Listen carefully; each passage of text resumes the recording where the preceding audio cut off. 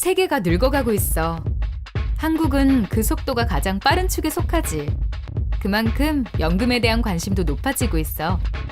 하지만 한국의 연금 제도는 급격한 변화를 따라가지 못하고 있어. 공적연금 도입이 무척 늦었고 안정적인 노후를 보장할 만큼 제도가 성숙하지 못했기 때문이지. GDP 대비 공적연금 지출을 보면 한국은 놀라울 정도로 노인복지에 돈을 쓰지 않고 있어.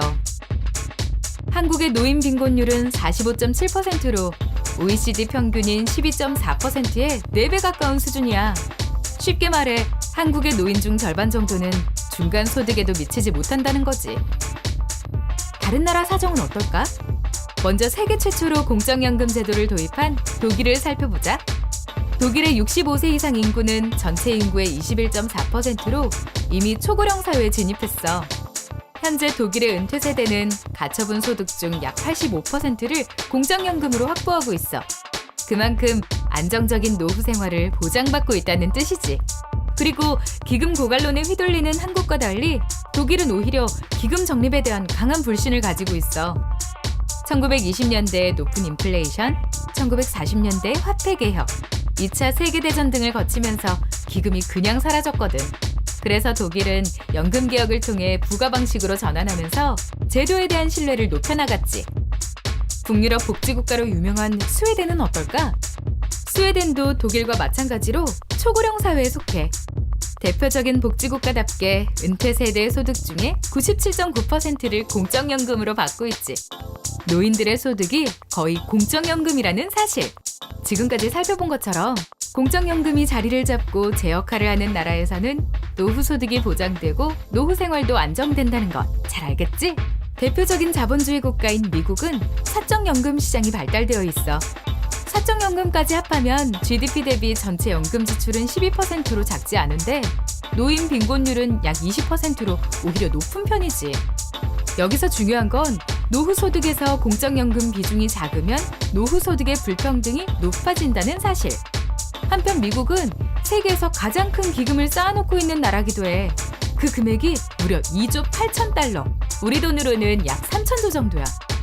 하지만 2034년에는 소진될 예정이야. 한국은 2057년에 기금이 고갈될 거라고 난리가 났었지. 미국은 이미 80년대에 한 번 소진을 경험한 적이 있기 때문에 그게 큰 문제가 아니라는 걸 알고 있어. 사회적 논의를 통해 정책적으로 해결하면 되는 거니까. 그래서 대다수의 미국인들은 공적연금을 강력히 지지하고 오히려 더 부담을 하더라도 노후에 더 많은 역할을 해주기를 바라지. 한편 공적연금을 민영화해서 엄청난 피해를 본 나라도 있어. 바로 남미의 칠레가 대표적인 사례야. 칠레는 1981년 세계 최초로 공적연금을 폐지하고 민영연금을 도입했어. 당시 국제금융기구들과 신자유주의의 추종자들은 가장 성공적인 개혁, 모범적인 모델이라고 칭송했어. 민영화 조치를 통해 개인의 선택권이 보장되고 투자 수익으로 적절한 급여가 보장되며 경쟁을 통해 효율성이 높아질 거라고 말이야. 하지만 시간이 지날수록 민영화는 국민의 삶에 전혀 보탬이 되지 않는다는 사실이 드러나고 있어. 낮아진 급여 수준, 넓어진 사각지대, 높아진 소득 불평등은 칠레 국민들의 노후를 불안정한 상황으로 몰고 갔거든. 공적연금의 GDP 지출 비율은 민영화 효과가 나타나면서 1995년 7.3%에서 현재는 3%로 반토막도 안 돼. 노인들은 매우 가난해졌지. 참다 못한 칠레 국민들은 2016년 11월 국민 총파업을 통해 민영연금에 반대하며 국민연금의 제도입을 요구했지. 슬프지만 한국의 상황은 칠레보다 어려워.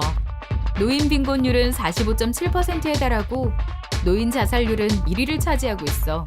OECD 평균의 3배를 넘는 수준이야. 한국도 2026년에는 초고령 사회로 접어들 예정이지만 이미 초고령 사회가 된 독일, 스웨덴에 비하면 국가 수준의 노후 보장 제도는 없다시피 한 현실이야. 한국의 은퇴 세대의 평균 소득은 근로세대의 57.2%인데 그중에 32.2%만이 공적연금으로 보장받지.